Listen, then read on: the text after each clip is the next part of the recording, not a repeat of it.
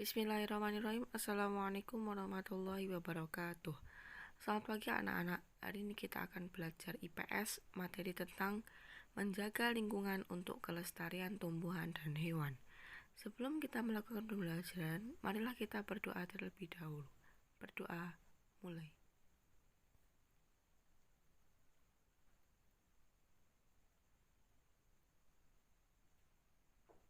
Berdoa, selesai. Baik, pada pertemuan kali ini kita akan membahas cara kita agar menjaga lingkungan untuk kelestarian tumbuhan dan hewan. Nah, sebelumnya kita akan membahas lingkungan itu yang bagaimana sih? Nah, lingkungan bersih dan sehat akan menciptakan kehidupan yang nyaman bagi makhluk hidup. Nah, karena di lingkungan itu tidak hanya manusia saja yang mempunyai tempat tinggal, akan tetapi juga bagi makhluk hidup lainnya. Makhluk hidup lainnya itu seperti apa? Tumbuhan dan juga hewan. Menjaga lingkungan sangat penting dilakukan demi pelestarian hewan dan tumbuhan. Dengan kita menjaga lingkungan yang bersih dan sehat, maka hewan dan tumbuhan juga akan terjaga kelestariannya. Seperti itu. Nah, jadi apa sih lingkungan itu? Nah, lingkungan itu kawasan yang terdiri dari sumber daya. Sumber daya itu ada apa aja? Ada air, tanah, dan udara. Jadi, lingkungan itu yang mempunyai air, tanah, dan udara. Jadi, bila di suatu daerah mempunyai air, tanah, dan udara, itu sudah dapat dikatakan sebagai lingkungan. Nah, lalu lingkungan harus mampu menyediakan kebutuhan makhluk hidup di dalamnya. Jadi, dalam suatu lingkungan itu harus mampu untuk menyediakan kebutuhan makhluk hidup di dalamnya.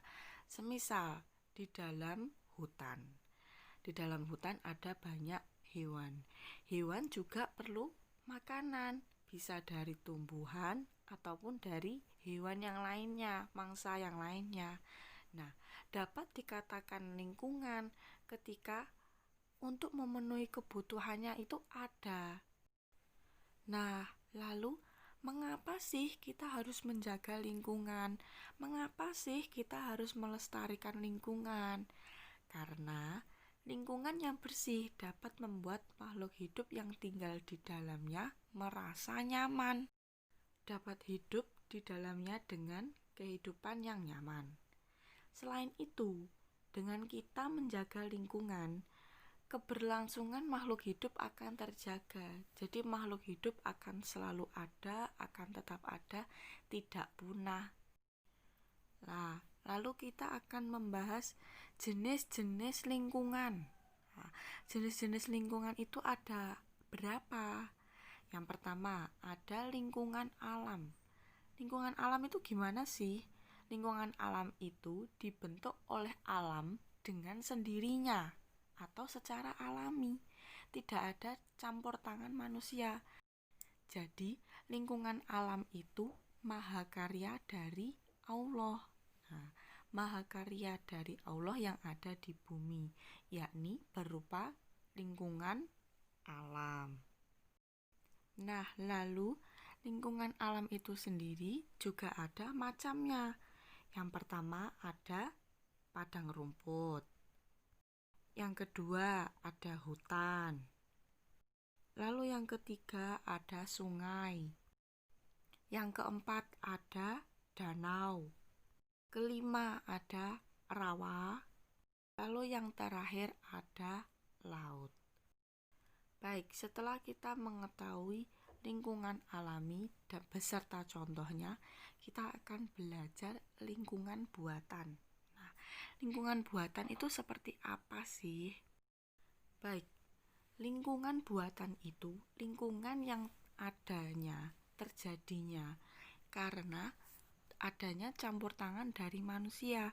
Jadi bukan hasil dari mahakarya Allah, akan tetapi manusia yang membuatnya agar menjadi sebuah lingkungan. itu dikatakan lingkungan buatan.